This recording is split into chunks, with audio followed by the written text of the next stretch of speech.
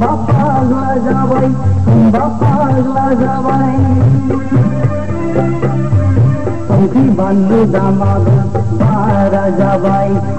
Mai mairong damagu or jenglabai Senai rogagu para jabai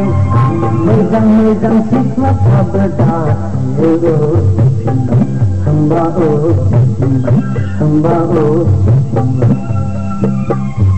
Mejang siswa sabda खुलुमबाय नोंथांखौ बयखौ बरायबाय social मिडियायाव मोनसे viral video नुदों भाइरेल माने मा बिदि गाज्रि भाइरेल दं आरोना जोंहा बिटिआरनि मानगोनां राकेश ब्रह्म सार बिथाङा गावनि डेलि रुटिनखौ देखायदों दा बे रुटिन हिसाबै बिथाङा गावनि रुटिनखौ देखायनाय बायदिब्ला बिथाङा सानफ्रामबो माने डेलि रुटिन माने सानफ्रामबो जाबाय बिथाङा गस्ला सुदों लंपेन्ट सुदों बेखौ सुनानै मेथाइ रोजाबदों दा बेनि सायावनो जोंहा आदा राजायाबो बेखौ नुनानै एसे माबा मोनसे बुंनो सानो नामा बेखौनो जों दा टाइम पास होनो लामाजों थांगासिनो दं नालाय जों मोनसे एक्सनाव दङ दा बेनिखायनो बेखौनो ससे ओरैनो माबा मोनसे बानायनो होननानै दा बिथांनाव आं बेखौनो सोंथि खालामनो लुगैयो नोंथाङा मा बुंनो सानो बेनि सायाव बिथाङा जे सासे बिटिआरनि इएम नाथाय बिथाङा गस्लाबो सुयो बे बाख्नायजाथाव नङा नोंथांनि बायदिबा जोंनि बर' समाजनि गेजेराव सासे लिडारा बा समाजनि खामानि मावनो होनना बिबान लादों सासे बिबानगिरिया सान हर समाजनि गेजेराव खस्थ' खालायसेयावबो गावनि लंपेन्ट गस्लाखौ सुनानै लादों बेबायदि माखासेया समाजनि गेजेराव बे दिन्थिदों बयबो बेबायदि जुदि गाव गावनि गाननाय जोमनायफोरखौ जुदि सुनानै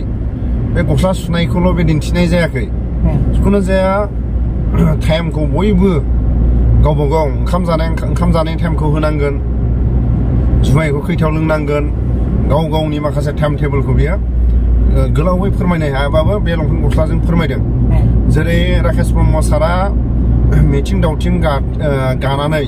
बा समाजजों माखासे समाजनि जौगानांगौ खामानिफोरखौ रायजो राजाफोरनि खाथियाव थांनानै आरो गावनि लंपेन्ट गस्ला सुनानै होनाया बे जोबोद बाख्नायथाव आरो बर' समाजनि गेजेराव बियो गनायथावना बर' लिडारफोरखौ सोर साबेसेखौ गावबा गाव जि सुनानै लानाय नुदों बिथांनि बिसिया सुवा नामा बिथांनि बिसिखौ जों बुंनांगोन बे जोंनि बर' समाजाव मोनसे सावरायलायनाय दं आरोना बिमा माहारिया बांसिनै गथ' गथायखौ स्कुलाव लांनाय आरो न'नि माखासे न'फोरखौ साफा खालायनाय अनेक खामानि थायो हिनजाव मानसिया दा बेहाय नोङो गावजों गाव मालाबा जि सोरबा हौवा मानसिया जि सुयोबा गावनि गाननाय जोमनाय गथ'फोरनिखौ आसला जि सुनांदों बियो माने एकदम गिदिर खोथा नङा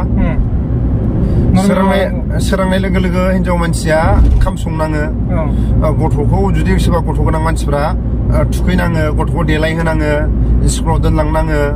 दा बेफोराव नों मालाबा टाइमखौ हास्लाबा जानो हागौ बेफोराव माने मालाबा गावबो हौवा मानसियाबो हिनजावनि खामानिखौ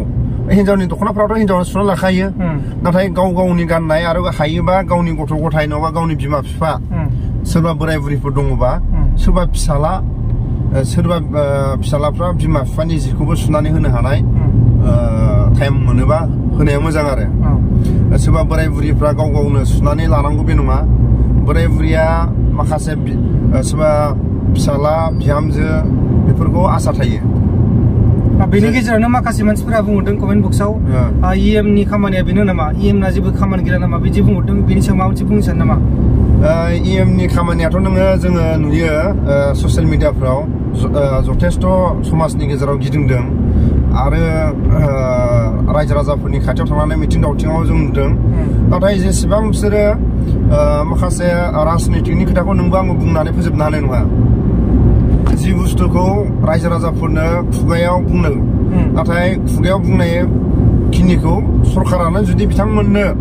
आखायाव गथायाबा बिसोर बोरै होनो हानो आरो होनो हानायाबो बेयो मामुलि नङा ओमफ्रायनो मा जायो माखासे राजखान्थि हान्जानि माखासे लिडारफ्रा जेरैबायदि बुंनाय बेखौ होजोबनो हाखाया दा जाय बुंग्रायासो लाजिनांगौ आरो रायजो राजाफ्रा बुजिखानांगौ मालाबाबो होजोबनो हाखाया इलेक्सनाव बुंनाय खिनिखौ सोर मिनिस्टारा सोर एमएलएआ सोर एमसिएलएआ होजोबनो हादों दिनैसिम रावबो होनो हायाखै बेनि थाखायनो सोरबा रायजो राजाफ्रा मोजाङै माने साननानै नायनाया मोजां ओमफ्राय बे गावनि खामानियाव बेरायनानै आरो मिथिं दावथिङाव गावनि एलेखानिखौ गावसोर रायजो राजाफ्रा साबसिन बुजिगोन नाथाय बिथाङा दसे सम गावनि गाननाय जोमनायखौ सुनानै लानाय आरो दुगैनायाथ' मानसिया दुगैखानांगोन नङा होमबा दिनै गाननायखौ जुदि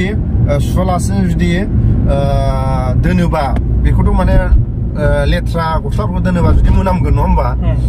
गावबागाव गस्ला गाननानै सुखानांगोन दुगैनांगोन दुगैयालासिनो जुदि बेरायबाय थायोबाथ' बे जाखानाय नङा मोनामगोन बिनि थाखायनो माने देहानि थाखाय मोजां आरो नोंथांमोना खोनाबाय जानांगौ बिथाङा मा बुंखो दा माखासे भिडिअखौ नायदों नोंथांमोना बिथाङा मेथाइ रोजाबदों गस्ला लंपेन्ट सुयै सुयै आरो बिथाङा बेखौ गावनि फेसबुक पेजावनो होखादों मैया होदों ओमफ्राय दा बेखौनो आं सोंथि खालामदों बिथांनाव बिथाङा मा बुंखो खोनाखाबाय जानांगौ माखासे भिडिअखौ नायदो